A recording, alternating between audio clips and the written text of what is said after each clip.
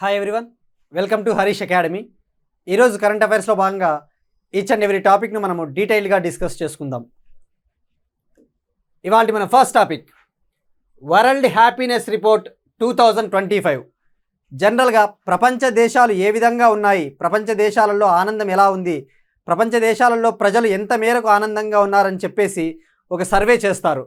ఆ సర్వే ద్వారా ప్రజల్ని డైరెక్ట్గా అడుగుతారు, మీరు ఎంత మేరకు ఆనందంగా ఉన్నారని చెప్పేసి. అలాంటిదే ఒకటి రిపోర్ట్, వరల్డ్ హ్యాపీనెస్ రిపోర్ట్ 2025ని విడుదల చేయడం జరిగింది ఇవాళ.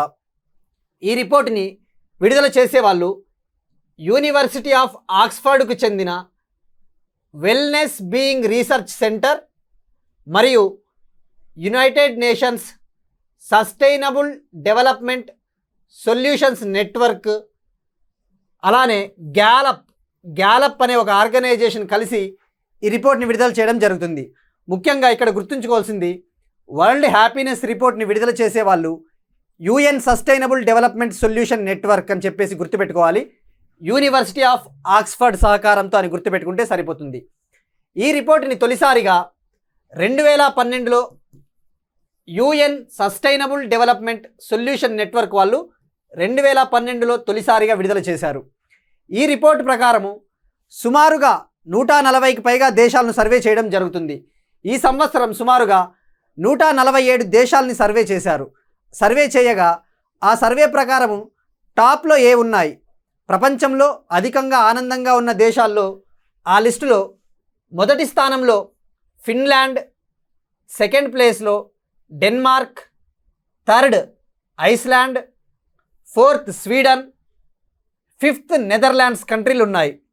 ఈ టాప్ 5 కంట్రీస్ తప్పకుండా ఇటువంటి రిపోర్ట్స్ వచ్చినప్పుడు ఇవి చాలా కీలకమైన ఇంపార్టెంట్ వరల్డ్ హ్యాపీనెస్ రిపోర్ట్ అనేది, ఎందుకంటే యుఎన్ సంస్థ విడుదల చేస్తుంది కాబట్టి తప్పకుండా ఈ టాప్ 5 దేశాలు గుర్తుంచుకోవాలి. ఇంకొకసారి చెప్తాను, టాప్ 5 దేశాలు: first Finland, second Denmark, third Iceland, fourth Sweden, fifth Netherlands. మరి భారతదేశం విషయానికి వస్తే, భారతదేశము ఈ సంవత్సరం ఎంత ర్యాంక్ ఉందో తెలుసుకోవాలి. ఎగ్జామ్ పాయింట్ ఆఫ్ వ్యూలో గత సంవత్సరం ర్యాంక్ ఎంత ఉంది, ఈ సంవత్సరంతో ర్యాంకు ఎంత ఉందో తెలుసుకోవాలి. మెరుగైనామా లేకపోతే ర్యాంక్ డిక్రీజ్ అయిందా తెలుసుకోవాలి. 2024 ప్రకారం 2024లో భారతదేశం ర్యాంకు 126 ఉండింది. ఈ సంవత్సరము భారతదేశం ర్యాంకు 118కి మెరుగయ్యాము. ఈ సంవత్సరము 2025 రిపోర్ట్లో ఇండియా ర్యాంకు 147 దేశాలకు గాను 118 ర్యాంకు వచ్చింది మనకు. అంటే 2024 రిపోర్ట్తో పోల్చుకుంటే భారతదేశం ఈ సంవత్సరం మెరుగైందని చెప్పవచ్చు. మరి అలానే ప్రపంచంలో లీస్ట్ ప్లేస్లో ఉన్న దేశాలు ఏవో తెలుసుకోవాలి. అంటే అన్హ్యాపీయెస్ట్ నేషన్, అసలు ఆనందదాయకంగా లేని దేశం ఏది అంటే లాస్ట్ ప్లేస్లో ఆఫ్ఘనిస్తాన్ ఉంది. Last place Afghanistan. అలానే రెండవ అన్హ్యాపీయెస్ట్ నేషన్, అంటే ఆనందంగా లేని రెండవ నేషన్ ఏది అంటే చివరి నుంచి వస్తే లాస్ట్ ఆఫ్ఘనిస్తాన్ ఉంది. ఆఫ్ఘనిస్తాన్ కంటే ముందు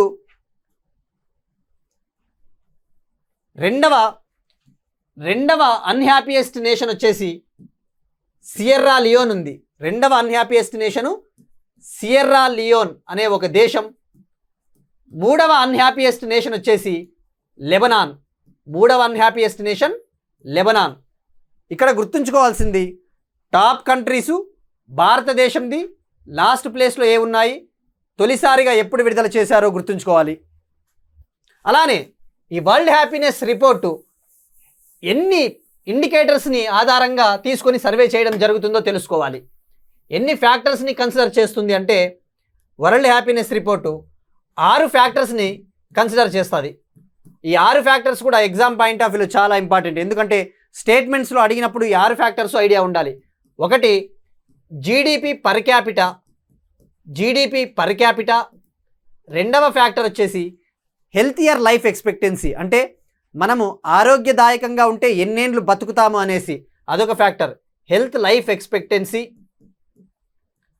థర్డ్ ఫ్యాక్టర్ వచ్చేసి పర్సెప్షన్ ఆఫ్ కరప్షన్, అంటే ఆ దేశంలో అవినీతి ఎంత ఉందో, అవినీతి పట్ల ప్రజలు ఏమనుకుంటున్నారో ప్రజల అభిప్రాయము, అదొక ఫ్యాక్టరు. నాలుగవ ఫ్యాక్టర్ వచ్చేసి సోషల్ సపోర్ట్. ఆ దేశంలో ప్రజలకి సమాజం నుంచి ఎంత మేర సహకారం ఉంది, వాళ్ళు ఆనందంగా ఉండడానికి ఎంత మేర సహకారం ఉంది సమాజం నుంచి అనేది ఒక ఫ్యాక్టరు. అలానే జనరసిటీ లెవెల్స్, అంటే ఒక దేశంలో ఎంత మేర కైండ్నెస్ ఉంది, ఎంత మేర వాళ్ళకు దయా దాక్షిణ్యాలు ఉన్నాయి ఆ ప్రజలకు అనేది కూడా ఒక ఫ్యాక్టర్. దాన్నే జనరసిటీ అంటారు, కైండ్నెస్. ఆరవ ఫ్యాక్టర్ వచ్చేసి ఫ్రీడమ్. ప్రజలు ఏదైనా నిర్ణయాలు తీసుకోవాలి అనుకుంటే వాళ్లకు స్వేచ్ఛ ఎంత మేరకు ఉంది అనేది ఈ 6 ఫ్యాక్టర్లు డెఫినెట్లీ గుర్తుంచుకోవాలి. GDP per capita, health life expectancy, perception of corruption, social support, generosity అంటే కైండ్నెస్, ఫ్రీడమ్. ఈ 6 ఫ్యాక్టర్లు తప్పకుండా గుర్తుంచుకోవాలి. సో ఇంకొకసారి చెప్తాను, భారతదేశం ర్యాంక్ వచ్చేసి ఈ సంవత్సరం 118. లాస్ట్ ప్లేస్లో ఆఫ్ఘనిస్తాన్ ఉందని గుర్తుపెట్టుకుంటే సరిపోతుంది. Next one, Gokul mission. Rashtriya Gokul mission కింద కేంద్ర ప్రభుత్వము నిధులు పెంచింది. Rashtriya Gokul mission, national programme for dairy development అని చెప్పేసి 2 ప్రోగ్రాములు కేంద్ర ప్రభుత్వము గతంలో లాంచ్ చేసింది. ఈ 2 ప్రోగ్రాంల ముఖ్య ఉద్దేశము భారతదేశంలో పాల ఉత్పత్తిని పెంచాలి, భారతదేశంలో పాడి పరిశ్రమను పెంచడానికి రాష్ట్రీయ గోకుల్ మిషన్ని 2014లో లాంచ్ చేశారనమాట. Ministry of fisheries, animal husbandry, dairy department మంత్రిత్వ శాఖ రాష్ట్రీయ గోకుల్ మిషన్ని, నేషనల్ ప్రోగ్రామ్ ఫర్ డైరీ డెవలప్మెంట్ని లాంచ్ చేశారు. అయితే ఈ ప్రోగ్రాంకి సంబంధించి నిధులని పెంచాలి అని చెప్పేసి కేంద్ర ప్రభుత్వము నిర్ణయించింది. ఆ నిర్ణయంలో భాగంగా రాష్ట్రీయ గోకుల్ మిషన్కి అదనంగా 1000 కోట్లు కేటాయించింది. నేషనల్ ప్రోగ్రామ్ ఫర్ డైరీ డెవలప్మెంట్కి కూడా అదనంగా 1000 కోట్లు కేటాయించింది. తద్వారా ఈ 2 ప్రోగ్రాములకు గాను 15వ ఆర్థిక సంఘ కాలానికి, అనగా 2021-22 నుంచి 2025-26 కాలానికి గాను ఈ 2 ప్రోగ్రాములకి కలిపి నిధులు సుమారుగా 6190 కోట్లకు చేరుకుంది. 2021 నుంచి 22 కాలానికి గాను, 2021-22 నుంచి 2025-26 కాలానికి గాను రాష్ట్రీయ గోకుల్ మిషను మరియు national programme for dairy development program కింద నిధులను పెంచడం ద్వారా ఇప్పుడు ఈ 2 పథకాల కింద అందుతా ఉన్న నిధుల సంఖ్య 6190 కోట్లకు చేరుకునింది. ఇది గుర్తుపెట్టుకుంటే సరిపోతుంది మనకి, రాష్ట్రీయ గోకుల్ మిషన్కి వీటికి కేటాయించిన నిధులు ఎంత అని చెప్పేసి ప్రభుత్వం. నెక్స్ట్ టాపిక్, భారతదేశంలో యూరియా ఎగుమతులను తగ్గించుకోవడానికి, ముఖ్యంగా యూరియా ఈ కెమికల్ కదా, కెమికల్ ఫర్టిలైజర్స్, ఈ కెమికల్ ఫర్టిలైజర్స్ దిగుమతులను తగ్గించుకోవడానికి స్వయంగా ఒక యూరియా ప్లాంట్ని ఏర్పాటు చేయడం ద్వారా యూరియా ఉత్పత్తిని పెంచుకున్నట్లయితే యూరియా దిగుమతులను తగ్గించుకోవచ్చనే ఆలోచనతో కేంద్ర ప్రభుత్వము అస్సాంలో 10,601 కోట్లతో యూరియా తయారీ ప్లాంట్ని ఏర్పాటు చేయబోతా ఉంది. అస్సాంలోని నామరూప్ అనే ప్రాంతంలో Brahmaputra valley fertilizers corporation limited ప్రాంగణంలో ఈ యూరియా మ్యానుఫ్యాక్చరింగ్ ప్లాంట్ని ఏర్పాటు చేయబోతా ఉన్నారు. తద్వారా కేంద్రం ఒక టార్గెట్ పెట్టుకునింది, ఈ యూరియా తయారీ ప్లాంట్ ద్వారా సంవత్సరానికి 12.7 లక్షల టన్నుల యూరియాను ఉత్పత్తి చేయడం ద్వారా యూరియా ఎగుమతులను తగ్గించుకోవచ్చని చెప్పేసి కేంద్ర ప్రభుత్వం ఆలోచిస్తూ ఉంది. ఇక్కడ గుర్తుంచుకోవాల్సింది, డైరెక్ట్గా exam point of view static, ఎక్కడ యూరియా తయారీ కర్మాగారాన్ని ఏర్పాటు చేయబోతా ఉన్నారు, దానికి అవుతా ఉన్న ఖర్చు ఎంత. నెక్స్ట్ టాపిక్ అగైన్ ఇండిసెస్ గురించి. ఇందాకనే మనం వరల్డ్ హ్యాపీనెస్ రిపోర్ట్ 2025 గురించి తెలుసుకున్నాం. ఇప్పుడు అలాంటిదే ఇంకొకటి, future of free speech index. భారతదేశము అలానే వివిధ దేశాలలో ఫ్రీ స్పీచ్ ఎలా ఉంది, స్వేచ్ఛగా మాట్లాడే హక్కు ఏ స్థాయిలో ఉందని చెప్పేసి తెలుసుకోవడానికి అమెరికాకు చెందిన ఒక think tank future of free speech, అమెరికాకు చెందిన ఒక think tank future of free speech అనే ఒక సంస్థ future of free speech index పేరిట ఒక రిపోర్ట్ని విడుదల చేయడం జరిగింది. ఆ రిపోర్ట్ ద్వారా సుమారుగా 33 దేశాలను విశ్లేషించింది. 33 దేశాలలో స్వేచ్ఛ ఎలా ఉంది, మాట్లాడే హక్కు ఎలా ఉంది అని చెప్పేసి విశ్లేషించగా మొదటి స్థానంలో నార్వే, సెకండ్ డెన్మార్క్, థర్డ్ స్వీడన్లో ఉంది. Third Sweden. ఇక భారత్ విషయానికి వస్తే ఈ 33 కంట్రీలకు గాను భారతదేశం ర్యాంకు 24వ ప్లేస్లో ఉంది. భారతదేశం 24 ప్లేసు. ఇది చాలా ఇంపార్టెంట్, గుర్తుపెట్టుకోవాలి. ఇంకా ఈ రిపోర్ట్ ఏమని చెప్తుంది అంటే ఇండోనేషియా, మలేషియా, పాకిస్తాన్ లాంటి దేశాలలో ఈ ఫ్రీ స్పీచ్ అనేది కొద్దిగా ఇంప్రూవ్ అయింది, స్వేచ్ఛగా మాట్లాడే హక్కు కొద్దిగా మెరుగుపడిందని చెప్పేసి తెలిపింది. అలానే ఇజ్రాయెలు, అమెరికా, జపాన్ లాంటి దేశాల్లో మాత్రము కొద్దిగా స్వేచ్ఛగా మాట్లాడే హక్కు తగ్గింది, ఫ్రీ స్పీచ్ డిక్రీజ్ అయిందని చెప్పి ఈ రిపోర్ట్ తెలిపింది. ఇక్కడ ఈ రిపోర్టు, ఈ ఇండెక్స్ గురించి మనం ఫోకస్ చేయాల్సింది ఎన్ని కంట్రీలకి ర్యాంకింగ్ ఇచ్చారు. భారతదేశం 24వ ప్లేస్లో ఉంది. ఫస్ట్ ప్లేస్లో Norway, second Denmark, third Sweden ఉందని చెప్పేసి గుర్తుపెట్టుకుంటే సరిపోతుంది. నెక్స్ట్ వన్, ఇంటర్నేషనల్ రిలేషన్స్కి సంబంధించి ఇజ్రాయెలు, పాలస్తీనా కాన్ఫ్లిక్ట్ ఎప్పటి నుంచో జరుగుతూ ఉంది. ఇజ్రాయెల్కి అలానే పాలస్తీనాని సపోర్ట్ చేస్తూ ఉన్న హమాస్ తీవ్రవాదుల మధ్య ఎప్పటి నుంచో ఘర్షణలు జరుగుతూ ఉన్నాయి. ఆ ఘర్షణలను విరమించుకోవాలని చెప్పేసి కాల్పుల విరమణ ఒప్పందము, ఇజ్రాయెల్కి హమాస్కి కాల్పుల విరమణ ఒప్పందం జరిగి అది అమల్లోకి గత నెల జనవరి 19న అమల్లోకి వచ్చినప్పటికీ ఆ ఇజ్రాయెల్ ఇటీవలే ఆ కాల్పుల విరమణ ఒప్పందం సీజ్ ఫైర్ అగ్రిమెంట్ నుంచి బయటకు వచ్చిందనమాట. ఆ సీజ్ ఫైర్ అగ్రిమెంట్ నుంచి ఇజ్రాయెల్ బయటకు వచ్చిన మరుక్షణమే నెట్ జారిమ్ అనే ఒక కారిడార్ ఉందన్నమాట. నెట్ జారిమ్ అనే ఒక ల్యాండ్ కారిడార్ పైన దాడులు చేయడం మొదలుపెట్టింది ఇజ్రాయెల్. ఇక్కడ మనకు ఎగ్జామ్ పాయింట్ ఆఫ్ వ్యూలో ఎలా అడుగుతాడు అంటే ఈ నెట్ జారిమ్ కారిడార్ అనేది ఎక్కడ ఉంది, ఎక్కడ లొకేట్ అయి ఉంది అని చెప్పేసి మనకు ఇంటర్నేషనల్ రిలేషన్స్లో కావచ్చు, జాగ్రఫీ పాయింట్ ఆఫ్ వ్యూలో ముఖ్యంగా యూపీఎస్సీకైనా గ్రూప్స్కైనా ఏ రకమైన ఎగ్జామ్స్కైనా డైరెక్ట్గా అడుగుతాడు అనమాట. మనము ఇజ్రాయెల్, హమాస్ దాడుల మధ్య గురించి తెలుసుకునేటప్పుడు హమాస్ తీవ్రవాదులు, ఇజ్రాయెల్ కాన్ఫ్లిక్ట్ తర్వాత తెలుసుకోవాల్సినది మెయిన్గా గాజా ఎక్కడ ఉంది, అలానే ఇజ్రాయెల్ బార్డర్ కంట్రీస్ ఏవో కొద్దిగా తెలుసుకోవాలి. ఈ నెట్ జారిమ్ ల్యాండ్ కారిడార్ అనేది నార్త్ గాజాని, దక్షిణ గాజాని సెపరేట్ చేసే ఒక ల్యాండ్ భాగం అనమాట. చూపిస్తాను, మ్యాప్లో చూపిస్తాను. యాక్చువల్లీ ఇజ్రాయెల్ ఇదంతా అనుకుంటే ఇక్కడ గాజా స్ట్రిప్ ఉంటుందన్నమాట. ఈ గాజా స్ట్రిప్పు నిజానికి ఇజ్రాయెల్ ఆధీనంలో ఉన్నప్పటికీ దీన్ని ఇప్పుడు ప్రజెంట్ హమాస్ తీవ్రవాదుల ఆధీనంలో ఉంది. ఈ గాజా స్ట్రిప్పు, ఈ గాజా అనే ఒక భూభాగము హమాస్ తీవ్రవాదుల చేతిలోకి వెళ్ళిపోయిందనమాట. వాళ్ళు అక్కడ చాలామంది ఇజ్రాయేలీలను బంధించినారన్న కారణంతో, వాళ్ళను హమాస్ తీవ్రవాదులు విడుదల చేయటం లేదన్న కారణంతో ఇజ్రాయెల్ దాడులకు తెగబడతా ఉంది గాజా స్ట్రిప్ పైన. తద్వారా చాలామంది పౌరులు మరణిస్తూ ఉన్నారు. ఇక్కడ ఫోకస్ చేయాల్సింది ఈ గాజా స్ట్రిప్ ఇక్కడ ఉంది. ఈ గాజా భూభాగం ఇలా ఉంది కదా. ఇప్పుడు నెట్ జారిమ్ కారిడార్ ఎక్కడుందో తెలుసుకోవాలి.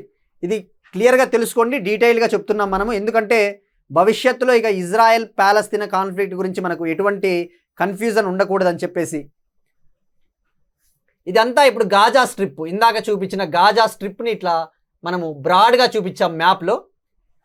మ్యాప్లో చూపిస్తే ఈ నెట్ జారిమ్ అనే కారిడారు ఇదంతా గాజా స్ట్రిప్ అయితే ఇది నార్త్ గాజా, ఉత్తర గాజాని, దక్షిణ గాజాని వేరు చేసే ఒక భూభాగం అనమాట నెట్ జారిమ్ కారిడార్.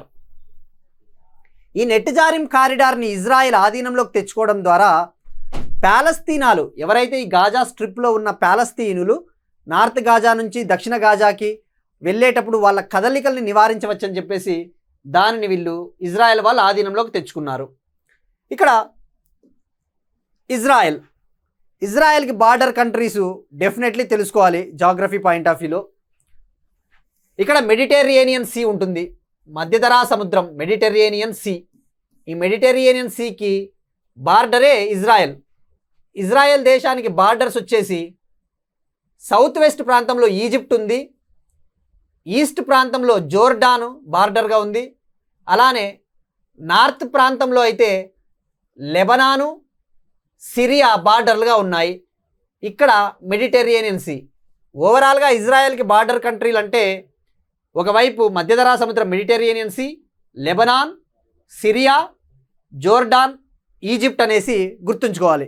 ఇక్కడ ఇంకో ఇంపార్టెంట్ పాయింట్, గతంలో యూపీఎస్సీలో కూడా అడిగాడు. ఇక్కడ గోలన్ హైట్స్ అని కనబడతా ఉంది కదా, గోలన్ హైట్స్ అన్నమాట. ఈ గోలన్ హైట్స్ అనేది ఒక చాలా వ్యూహాత్మకమైన ప్రాంతం అన్నమాట, వ్యూహాత్మకమైన భూభాగము గోలన్ హైట్స్. గతంలో యూపీఎస్సీలో అడిగాడు ఈ గోలన్ హైట్స్ అనే భూభాగము ఏ దేశానికి చెందినది, ఏ దేశంలో ఉందని. ఈ గోలన్ హైట్స్ అనేది సిరియాలో ఉంటుంది, సిరియాకు చెందిన భూభాగం అన్నమాట. సో ఇట్లా గుర్తుంచుకోవాలి. ఇక్కడ అబ్జర్వ్ చేస్తే డెడ్ సీ కూడా ఇజ్రాయెల్కి ఈ జోర్డాన్కి మధ్యలో ఈ డెడ్ సీ ఉంది. మనకు మృత సముద్రం అంటారు కదా, ఇజ్రాయెల్కి జోర్డాన్కి మధ్యలో ఇక్కడ మృత సముద్రం ఉంది. ఇక్కడ జెరూసలేం ఉంటుంది, జెరూసలేం ఇది వెస్ట్ బ్యాంక్ ప్రాంతము. సో ఇలా మనం ఎప్పుడైనా ఫోకస్ చేసేటప్పుడు మ్యాప్లో ఉన్న కీలకమైన విషయాలను గుర్తుంచుకోవాలి.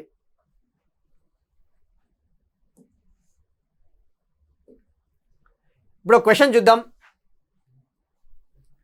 ఇటీవల బోంగో సాగర్ 2025 ఎక్సర్సైజ్లో ఏ ఐఎన్ఎస్ వెజల్ పాల్గొంది? మనము రీసెంట్గానే డిస్కస్ చేసుకున్నప్పుడు బోంగో సాగర్ ఇండియా బంగ్లాదేశ్ మధ్య జరిగిన నేవల్ ఎక్సర్సైజ్లో ఏ ఐఎన్ఎస్ వెజల్ పాల్గొనిందో చెప్పుకున్నాము.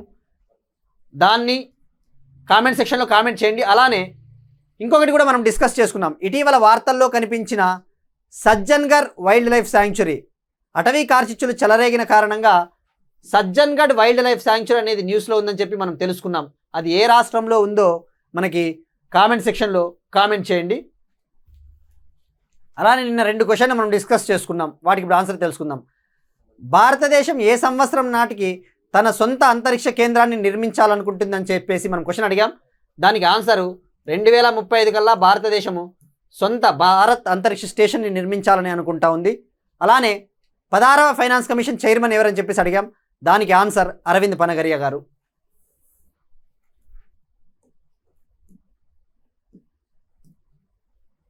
నెక్స్ట్ వన్ స్టేట్ స్పెసిఫిక్ సంబంధించి అగైన్ రాష్ట్రాలలో పెట్టుబడులు పెడతా ఉంటాయి కంపెనీలు. అటువంటిదే తెలంగాణలో అమెరికాకు చెందిన ఒక ఫుడ్ జైంట్ మెక్డొనాల్డ్ సంస్థ హైదరాబాద్లో గ్లోబల్ క్యాపబిలిటీ సెంటర్ని ఏర్పాటు చేయబోతా ఉంది. జనరల్గా ఈ ఫుడ్ జైంట్ మెక్డొనాల్డ్స్ అనేది పిజ్జాలు అటువంటి వాటికి ఫేమస్ కదా. ఈ మెక్డొనాల్డ్స్ కంపెనీ అమెరికాలో దీనికి చెందిన అతిపెద్ద global capability centre, global centre అమెరికాలో ఉంది. ఇప్పుడు అమెరికా బయట తొలిసారిగా ఈ మెక్డొనాల్డ్స్కు చెందిన అతిపెద్ద గ్లోబల్ సెంటర్ని హైదరాబాద్లో ఏర్పాటు చేయబోతా ఉన్నారు. తద్వారా 2000 మందికి ఉపాధి కలగబోతా ఉందని చెప్పేసి తెలంగాణ ప్రభుత్వము చెప్పింది. తెలంగాణ ప్రభుత్వం ఆ మేరకు మెక్డొనాల్డ్స్ సంస్థతో ఒప్పందం కూడా కుదుర్చుకున్నారు. ఇంకా సీఎం రేవంత్ రెడ్డి గారు మాట్లాడుతూ ఇంకా ఏమని కోరారు అంటే మెక్డొనాల్డ్స్ ఆఫీస్ని వ్యవసాయ ఉత్పత్తులను, ఈ మెక్డొనాల్డ్స్ సంస్థకు అవసరమైన వ్యవసాయ ఉత్పత్తులను, ఎందుకంటే వీళ్ళు తయారు చేసే పిజ్జాలకు కావాల్సిన గోధుమలు ఇటువంటివి ఏవైనా కూడా ఆ వ్యవసాయ ఉత్పత్తులను తెలంగాణలోని స్థానిక రైతుల నుంచే కొనుగోలు చేయండి అని చెప్పేసి కోరడం జరిగింది. తద్వారా రైతులకు కూడా మంచి రేట్లు వస్తాయని చెప్పేసి కోరడం జరిగింది. అలానే ఈ మెక్డొనాల్డ్స్ సంస్థ కూడా ప్రకటించింది, ప్రతి సంవత్సరం కూడా ఇక తెలంగాణలో మేము 3 నుంచి 4 కొత్త మెక్డొనాల్డ్స్ అవుట్లెట్లు అనగా మెక్డొనాల్డ్స్ బ్రాంచెస్ టైప్ ఏర్పాటు చేస్తామని చెప్పేసి ఈ సంస్థ ప్రకటించింది. ఇక్కడ గుర్తుపెట్టుకోవాల్సింది, మెక్డొనాల్డ్స్ అమెరికా కాకుండా అమెరికా బయట తన అతిపెద్ద గ్లోబల్ క్యాపబిలిటీ సెంటర్ని ఎక్కడ ఏర్పాటు చేయబోతా ఉందంటే హైదరాబాదు. గ్లోబల్ క్యాపబిలిటీ సెంటర్, అసలు ఈ గ్లోబల్ క్యాపబిలిటీ సెంటర్ అంటే ఏంటి? ఎకనామిక్ సర్వే 2023-24 కూడా ఈ global capability centre economic survey 2022-23 అలానే 23-24 కూడా గ్లోబల్ క్యాపబిలిటీ సెంటర్స్ గురించి ప్రస్తావన తీసుకొని వచ్చింది. ముఖ్యంగా ఎకనామిక్ సర్వే 2023-24 అయితే ఏమని చెప్పిందంటే భారతదేశంలో గ్లోబల్ క్యాపబిలిటీ సెంటర్స్ గ్రోత్ పెరిగిపోతూ ఉంది అని చెప్పేసి చెప్పింది. గ్లోబల్ క్యాపబిలిటీ సెంటర్స్ అంటే ఒక ఐటీ సెంటర్సు లేదంటే స్టార్టప్స్ లాంటివని చెప్పవచ్చు. స్టార్టప్స్ ముఖ్యంగా భారతదేశంలో ఇవి ఎక్కువగా టైర్ 2 సిటీల్లో ఎక్కువగా ఏర్పాటు అవుతూ ఉన్నాయి. టైర్ 2 సిటీలు అంటే ఇప్పుడు మనకు వరంగల్ ఇటువంటివి ఉన్నాయి కదా, వరంగల్ ఇటువంటి చోట కూడా ఐటీ కంపెనీలు వస్తూ ఉన్నాయి. అలాంటి టైర్ 2 సెంటర్లో ఈ గ్లోబల్ క్యాపబిలిటీ సెంటర్స్ గ్రోత్ అనేది పెరుగుతూ ఉందని చెప్పేసి ఎకనామిక్ సర్వే కూడా ప్రకటించింది. ఇలాంటివి డిస్క్రిప్టివ్ ఎగ్జామ్స్లో రాసేటప్పుడు మనం మెన్షన్ చేయవచ్చు. భారతదేశంలో ఎలా ఉంది ఐటీ ఇండస్ట్రీలు కావచ్చు, లేదంటే సర్వీస్ సెక్టార్కి సంబంధించిన అభివృద్ధి ఎలా ఉందని చెప్పినప్పుడు ఇలాంటి ఎకనామిక్ సర్వే చెప్పిన వాటిని కనుక మనము మెన్షన్ చేస్తే తప్పకుండా ఎక్కువ మార్కులు రావడానికి స్కోప్ ఎక్కువ ఉంటుంది. నెక్స్ట్ వన్, ఆంధ్రప్రదేశ్ ప్రభుత్వము గేట్స్ ఫౌండేషన్తో ఒక ఒప్పందం చేసుకునింది. గేట్స్ ఫౌండేషన్ చైర్మన్ అయిన బిల్ గేట్స్ గారితో న్యూఢిల్లీలో ఒక ఒప్పందం కుదుర్చుకునింది. ఆ ఒప్పందం ద్వారా టెక్నాలజీని ఉపయోగించి, ముఖ్యంగా ఆర్టిఫిషియల్ ఇంటెలిజెన్స్ లాంటి టెక్నాలజీని ఉపయోగించి ప్రజా సంక్షేమ రంగాన్ని మెరుగుపరచాలి. ముఖ్యంగా ఆరోగ్య రంగము, వ్యవసాయ రంగము, విద్యా రంగాన్ని, ఉపాధి రంగాన్ని ఈ ఆర్టిఫిషియల్ ఇంటెలిజెన్స్ లాంటి టెక్నాలజీలని ఉపయోగించి ఇంప్రూవ్ చేయాలి, పబ్లిక్ వెల్ఫేర్ని ఇంప్రూవ్ చేయాలని చెప్పేసి ఆంధ్రప్రదేశ్ ప్రభుత్వము గేట్స్ ఫౌండేషన్ బిల్ గేట్స్ గారితో ఒక ఒప్పందము కుదుర్చుకోవడం జరిగింది. ఇది డైరెక్ట్గా గుర్తుపెట్టుకుంటే సరిపోతుంది. నెక్స్ట్ వన్, ఆంధ్రప్రదేశ్ సంబంధించి ఒక స్కాచ్ అవార్డును ప్రకాశం జిల్లాకు చెందిన బంగారు బాల్యం ప్రోగ్రాము గెలుచుకునింది. స్కాచ్ అవార్డ్స్, జనరల్గా స్కాచ్ అవార్డ్స్ ఢిల్లీకి చెందిన స్కాచ్ ఇండియా గ్రూప్ అనే ఒక సంస్థ, non profit organisation Skoch awards ఇస్తుందన్నమాట. పరిపాలనలో మంచి సేవలు చేసినందుకు గాను, సోషియో ఎకనామిక్ డెవలప్మెంట్స్ ప్రోగ్రామ్స్ చేపట్టినందుకు గాను ఈ స్కాచ్ అవార్డులు ఇవ్వడం జరుగుతుంది. ఈ స్కాచ్ అవార్డులు ఈ సంవత్సరము ఆంధ్రప్రదేశ్ నుంచి ప్రకాశం జిల్లాకు చెందిన బంగారు బాల్యం అనే ప్రోగ్రాం గెలుచుకునింది. ఈ బంగారు బాల్యం ప్రోగ్రాంని ప్రకాశం జిల్లా కలెక్టరేట్ వాళ్ళు ఎందుకు తీసుకొని వచ్చారు అంటే, ప్రకాశం జిల్లా ఆంధ్రప్రదేశ్లో చైల్డ్ మ్యారేజెస్లో టాప్లో ఉంది. ప్రకాశం జిల్లా బాల్య వివాహాలకు సంబంధించి చైల్డ్ మ్యారేజెస్లో ఏపీలో ఫస్ట్ ప్లేస్లో ఉందన్నమాట. ఆ చైల్డ్ మ్యారేజెస్ని అరికట్టడానికి ప్రకాశం జిల్లా కలెక్టరేట్ బంగారు బాల్యం అనే ప్రోగ్రాం తీసుకొని వస్తే ఆ ప్రోగ్రాంకి ఈ స్కాచ్ అవార్డు దక్కింది. ఈ బంగారు బాల్యం అనే ప్రోగ్రాం ద్వారా ప్రజలు మరియు వాలంటరీ గ్రూప్స్ లైక్ ఎన్జిఓలు కలిసి ప్రజల్లో అవగాహన కల్పిస్తారు. Next one, again state specific. Andhra Pradesh రాష్ట్రానికి సంబంధించి పెట్టుబడులకు సంబంధించి ఆంధ్రప్రదేశ్ మినిస్టర్ నారా లోకేష్ గారు అశోక్ లేలాండ్ కంపెనీకి చెందిన ఒక బస్ మ్యానుఫ్యాక్చరింగ్ యూనిట్ని, అశోక్ లేలాండ్కి చెందిన బస్సుల తయారీ యూనిట్ని కృష్ణా జిల్లాలోని మల్లవల్లి ప్రాంతంలో ఫౌండేషన్ స్టోన్ వేయడం జరిగింది. కృష్ణా జిల్లాలోని మల్లవల్లి ప్రాంతంలో ఫౌండేషన్ స్టోను ప్రారంభించడం జరిగింది ఈ యూనిట్ని. నెక్స్ట్ వన్, ఎకానమీకి సంబంధించి రెమిటెన్సెస్కి సంబంధించి. రెమిటెన్సెస్ అనగా భారతదేశం నుంచి వలస వెళ్ళి వివిధ దేశాలలో పనిచేస్తూ ఉన్న ప్రవాస భారతీయులు భారతదేశానికి వాళ్ళు సంపాదించిన జీతాలని పంపుతారనమాట. ఆ జీతాలనే రెమిటెన్సెస్ అంటారనమాట. ఈ రెమిటెన్సెస్ ముఖ్యంగా భారతదేశంలో ఉన్న ట్రేడ్ డెఫిసిట్ని తొలగించడానికి ఉపయోగపడతాయన్నమాట. ఆ రెమిటెన్సెస్ ప్రకారము రిజర్వ్ బ్యాంక్ ఆఫ్ ఇండియా ఒక రిపోర్ట్ విడుదల చేసింది. 2023-24 ఆర్థిక సంవత్సరానికి సంబంధించి భారతదేశంకి ఏ దేశం నుంచి ఎక్కువగా ఈ రెమిటెన్సెస్ వస్తూ ఉన్నాయని చెప్పేసి ఆ నివేదిక విడుదల చేసింది. ఆ నివేదిక ప్రకారం ఏమని చెప్తా ఉంది అంటే, జనరల్గా భారతదేశానికి ఎక్కువగా రెమిటెన్సెస్ గల్ఫ్ దేశమైన యుఏఈ నుంచి వస్తాయి. అయితే 2023-24 ఆర్థిక సంవత్సరానికి సంబంధించి అమెరికా ఫస్ట్ ప్లేస్లో ఉంది. యుఏఈ దేశాన్ని దాటి అమెరికా మొదటి స్థానంలో నిలిచింది. అమెరికా నుంచి ఎక్కువగా భారతదేశానికి రెమిటెన్సెస్ వచ్చాయి. 2023-24 కాలానికి గాను ఫస్ట్ ప్లేస్ అమెరికా ఉంది. ఇది గుర్తుపెట్టుకోండి, అమెరికా నుంచి ఎక్కువగా రెమిటెన్సెస్ వచ్చాయి. రెండవ ప్లేస్లో యుఏఈ, థర్డ్ ప్లేస్లో UK, fourth Saudi Arabia, fifth Singapore. ఇక్కడ గుర్తుపెట్టుకోవాల్సింది ఈ టాప్ 5 కంట్రీస్ తప్పకుండా గుర్తుపెట్టుకోవాలి. అది కూడా 2023-24 ఆర్థిక సంవత్సర కాలానికి అని చెప్పేసి గుర్తుంచుకోవాలి. జనరల్గా భారతదేశం నుంచి వలస వెళ్తూ ఉన్న కార్మికులు కావచ్చు, స్కిల్డ్ లేబర్ కావచ్చు, ఎక్కువగా సగానికి మందికి పైగా గల్ఫ్ దేశాల్లో నివసిస్తూ ఉన్నారు. అయితే అమెరికా ఇటీవల అమెరికా యూకే నుంచి కూడా ఎక్కువగా రెమిటెన్సెస్ రావడానికి కారణము అమెరికాలో వైట్ కాలర్ జాబ్స్ ఎక్కువ పెరుగుతూ ఉన్నాయి. అంటే ఐటీ సెక్టార్ జాబ్లు, వాటిని వైట్ కాలర్ జాబ్స్ అంటారు. ఈ గల్ఫ్ దేశాలలో ఎక్కువగా బ్లూ కాలర్ జాబ్స్ ఉంటాయి. అంటే కార్మికులు, నిర్మాణ రంగంలో పనిచేసే పను మనుషులు. ఇక ఈ రెమిటెన్సెస్ విషయానికి వస్తే భారతదేశంలో ఏ రాష్ట్రానికి రెమిటెన్సెస్ ఎక్కువగా వచ్చాయో తెలుసుకోవాలి. ఈ 2023-24 కాలానికి సంబంధించి భారతదేశంలో ఏ స్టేట్ ఎక్కువగా రెమిటెన్సెస్ని పొందింది అంటే 2023-24 కాలానికి అత్యధికంగా మహారాష్ట్ర ఎక్కువగా రెమిటెన్సెస్ పొందింది.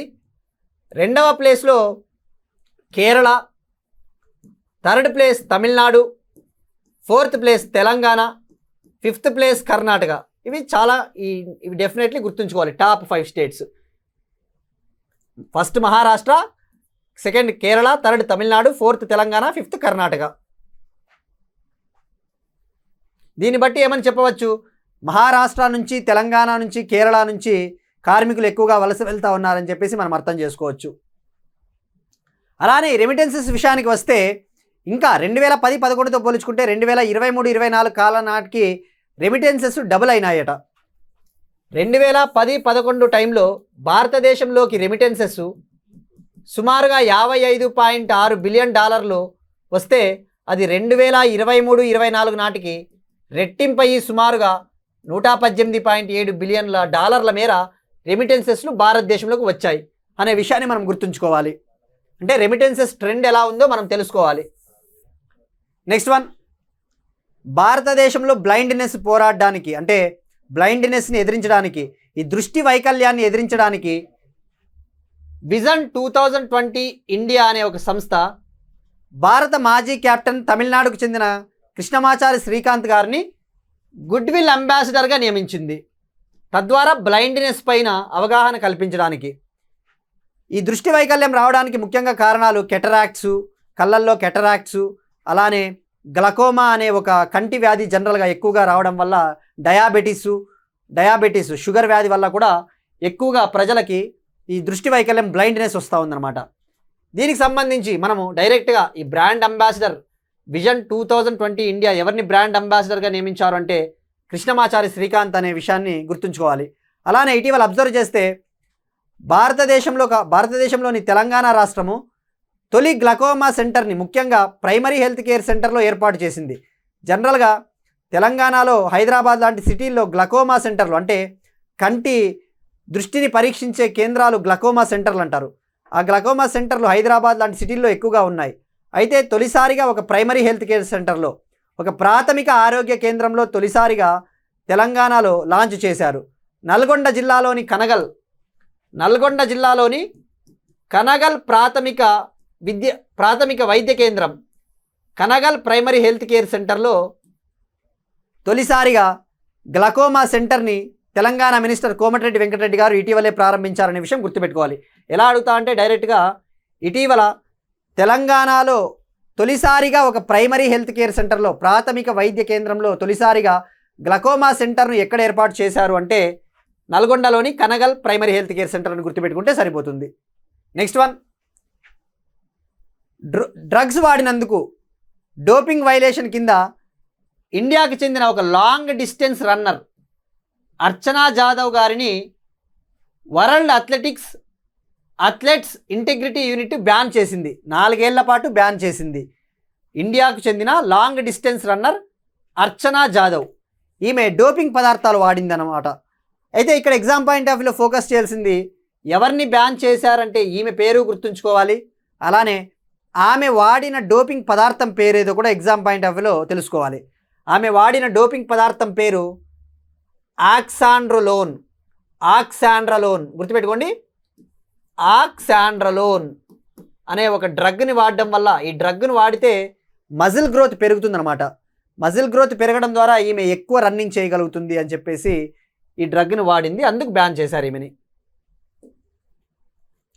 నెక్స్ట్ వన్, క్లైమేట్ చేంజ్కి సంబంధించి ఇంటర్నేషనల్ ఒలింపిక్ కమిటీ పోరాడాలి. 2028 లాస్ ఏంజల్స్ ఒలింపిక్స్ జరగబోతూ ఉన్నాయి కదా. ఆ ఒలింపిక్స్ ఎక్కడైతే నిర్వహించబోతా ఉన్నారో అటువంటి సిటీలలో క్లైమేట్ చేంజ్ పట్ల అవగాహన కల్పించాలి, పొల్యూషన్ పట్ల అవగాహన కల్పించాలి, కాలుష్యం పట్ల అని చెప్పేసి ఇంటర్నేషనల్ ఒలింపిక్ కమిటీకి, ఇప్పుడు ఇంటర్నేషనల్ ఒలింపిక్ కమిటీ ఎలక్షన్స్ జరుగుతూ ఉన్నాయి.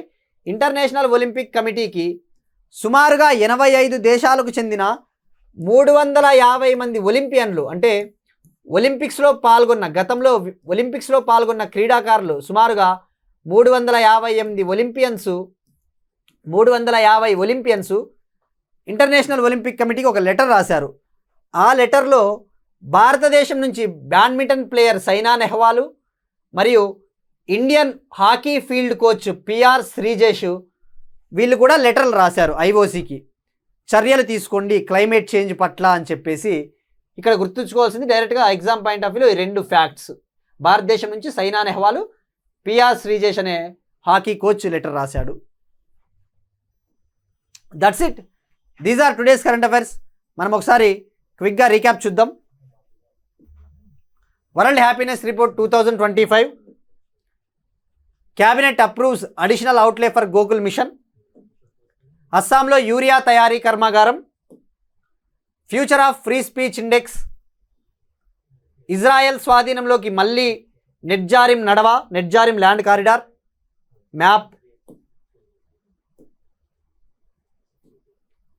మెక్డొనాల్డ్స్ గ్లోబల్ ఆఫీస్ హైదరాబాద్లో ఏర్పాటు చేయబోతా ఉంది. ఆంధ్రప్రదేశ్ ప్రభుత్వము గేట్స్ ఫౌండేషన్తో ఒక ఒప్పందం కుదుర్చుకుంది.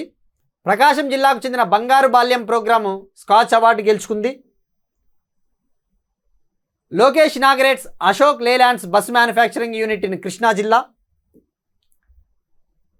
యూఏఈని దాటిన అమెరికా, రెమిటెన్సెస్లో యూఏఈని దాటిన America, RBI survey. Good will ambassador of vision 2020 India Krishnamachari Srikanth. Indian long distance runner Archana Jadhav handed 4-year ban for doping. International Olympic కమిటీకి లేఖలు రాసిన Saina Nehwal, PR Sreejesh. That's it. These are today's current affairs. ఈ వీడియో కనుక మీకు నచ్చినట్టయితే లైక్ చేయండి, కామెంట్ చేయండి, share చేయండి. And will meet you again tomorrow. And thank you everyone.